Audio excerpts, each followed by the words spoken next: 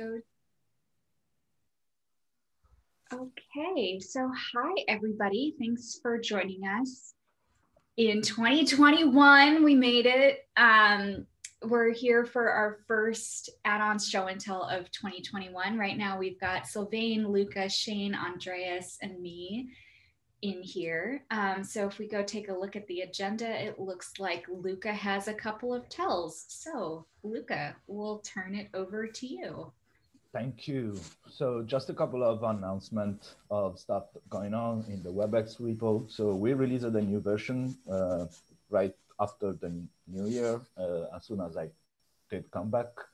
The new version doesn't have tons of new features, but we got the new one that is watch ignored. That is useful, especially if you are reaching the OS limits when too many files are being watched. So watch ignore is basically avoiding to even watch the file that you specify there. It could be a path, a directory, or even a glob. I think that in this same version, we also merged another feature. No, it's in the next one. Watch file had an issue. You cannot call watch file more than once. That will be fixed later. So watch ignore can be specified more than once from the start. So that is already done for this option. For this new option, we thanks our contributor that I'm going to pronounce in the wrong way. And Cash is how I would pronounce it, but probably is the wrong one. Anyway, he is an Amazon contributor, is contributing a lot, and he also taking care of updating the docs. So that's great, and we thank him for the time spent on the project. He's also working on other things for the next release. We will export the ADB helpers, a couple of ADB helpers from the WebEx package. So who is using it as a library can also use our helpers to discover the connected ADB devices and the Firefox APKs that are installed in that device. Another thing that we did in this version that we already released is updating a dependency that has a security issue. So if you get a failure on npm audit, feel free to update to this version and should be fixed. Besides that, the next version is going to be a major bump. I doubt that we will release any new patch version. The main reason for the major bump is that we are updating a bunch of dependency across major versions, so it's safer to release our package also as a major version. And we are also deprecating some unmaintained packages and replacing them with modules, part of WebEx itself. This should allow us to fix the deprecating warnings that are printed when you install WebEx. That's all. Next is Shane, if there are any questions. Okay.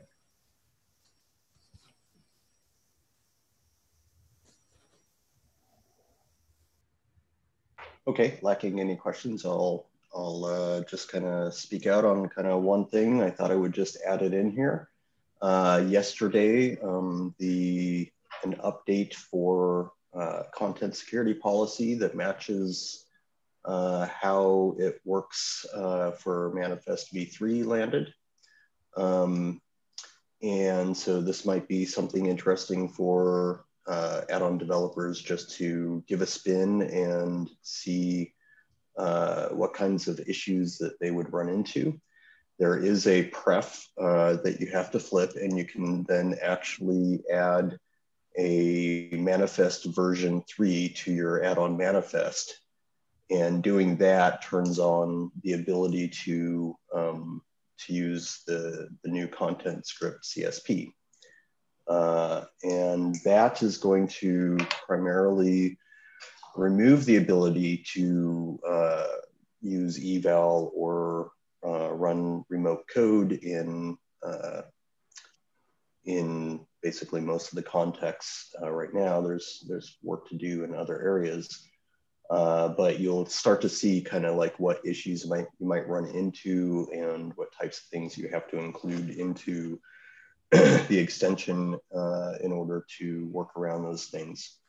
And as a side note, there's also work going on that I have patches to start implementing the sandbox feature for extensions, which allows an extension to use a sandboxed iframe or browser tab, which does allow for using things like eval, but it does not provide those extension resources any of the extension APIs.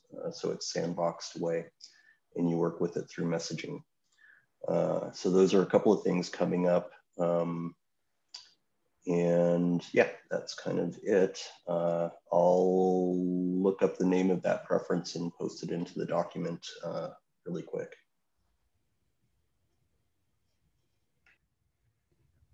One question about sandboxes. Can you imagine scenarios where it would make sense not to use a sandbox, or should every developer basically make use of the sandbox feature once it's available? I don't think it's something that every developer is going to want or need to use. I think it's a place where if you have, like one place that I would imagine it being used is you have a bunch of UI that is built up on top of some JavaScript framework that relies on using eval style structures or inline scripts or things like that that we would not allow in the manifest v3.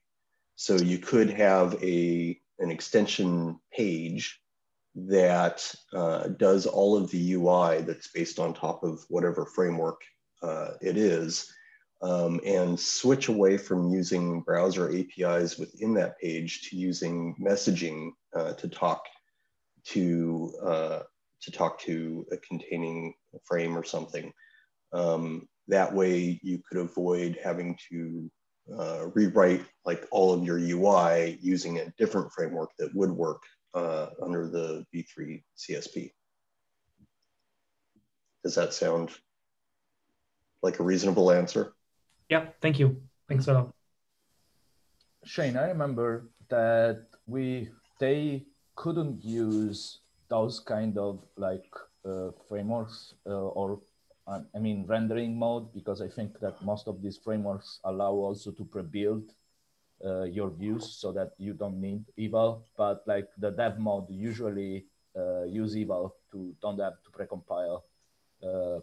I remember that they had to use a custom CSP to allow that in the web extension pages. So and we wouldn't allow that CSP on release on EMO, if I recall correctly. So probably the one that already have a UI written in some libraries like React or Ember, stuff like that, should already be able to render without eval. So I think that maybe we want to flag the sandbox in the linter somehow to make it visible to the reviewer and ask for reasonings. What do you think, Andreas? Yeah, that might be a good idea. So it's not that we deny eval just out of the box or just upfront. It's just that if there's no other means to achieve what you need to achieve, and it's still in policy, then you can use eval to do that. But as soon as there is another way to achieve the same thing without having to use eval or eval and friends, then we need to ask you to do that, just because it's much safer. I would also suggest that once we do start supporting v3 on AMO, that we also flag any CSP override in the manifest. And probably those would have to go through manual review. I hope that the volume will be low enough, or at least we'll have some automated way of asking developers or providing information on why exactly they need to relax the CSP. I think that's one of the most important security measures that V3 brings in terms of remote code. And so, yeah, volume should be low of people that really need it. And thus I think we can afford to take a closer look at those. Probably some. The only way to I assume that people that use Sandbox are even fewer than people that will override the CSP. So the overriding CSP still works for extension pages like it does in V2, except that you cannot relax it far enough to use eval or to load remote content. That's pretty locked down. So even if they have a CSP override in the manifest, they're limited to how much they can relax that. So yeah, so basically the default CSP that we used to have in Manifest V2 is less strict of the base one that we use in this case. And the default of the previous version was already preventing the eval, but if they override, they could still like allow it. Okay, yeah. Right, but they cannot override and allow it in V3, right? I see, that's good to know. Maybe then we don't need to put it to manual review. I need to take a closer look at what the base CSPs are. But then what would be the scenario for overriding the CSP? You said they can't load remote content. Does that apply to scripts only or also to images and other types of resources? Good question. Now you're making me have to dredge up those memories. I think probably looking at the base CSPs could be best. Yeah, not right now. Maybe something to it's pretty locked down.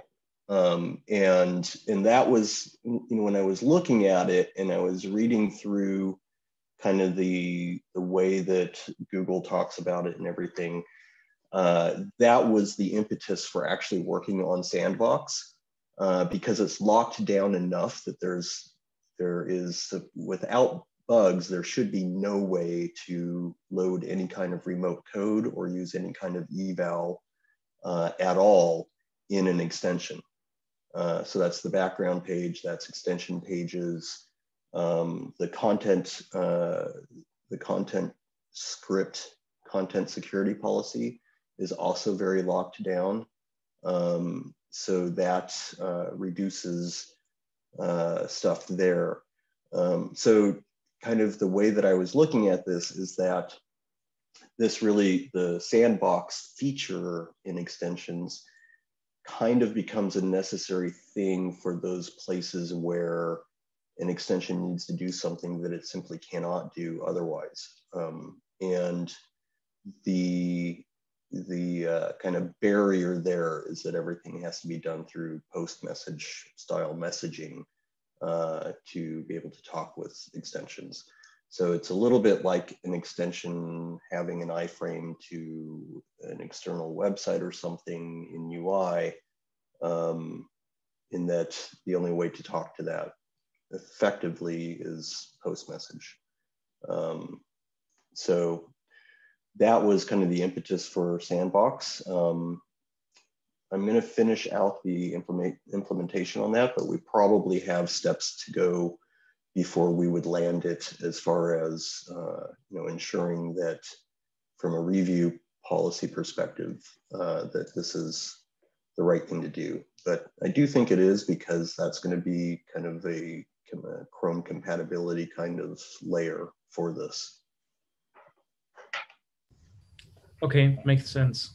Just as a final note on this, at least from my side, it might make sense as more and more features on V3 getting closer to landing or actually land, maybe to coordinate a bit more on things that actually land. Not like blocking anything, but just I think informing Philip and me so we can plan ahead for upcoming policy changes, because they always need some lead time. So first we need to look into what the changes are that are landing with V3, how they impact developers, how they impact the review process, plan policies for that, and announce them with some lead time before they can come into effect. So all of this has some time that we need in advance, but I'm sure we can probably, keep each other up to date. Absolutely. Shane, I was going to ask, should we blog about the content security policy in 86? I would love to get people to try it out and see what kinds of, so we're going to have to come up with, having a release version of Manifest v3 is still quite far away for us. Okay. But as a part of that release of Manifest v3, we are going to need to have some good documentation on migration strategies. Mm-hmm. And having feedback and kind of some experience from add-on developers who give it a spin and look at like what they would need to do to support the new security policies would be really helpful in us kind of addressing kind of what those migration strategies are.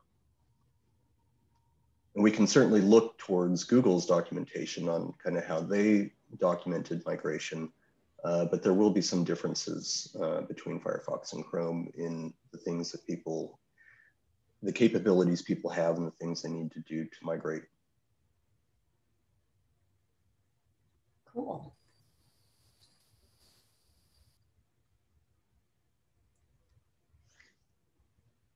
Okay, any other questions for Shane? You already answered mine. I was going to ask, the communication with the sandbox was based on post message. You already answered that. We should probably create a documentation page to explain how to do that because it's a new thing. So probably some guidance could be helpful.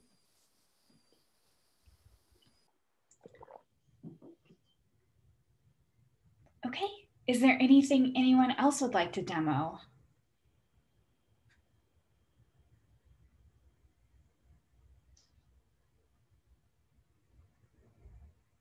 All right, very good. Well, we'll cut you all loose. Thanks so much for joining us this morning, and we'll talk to you later. All right, bye everyone. Have a good one. Thank you. Bye everyone. Bye-bye. Thank you.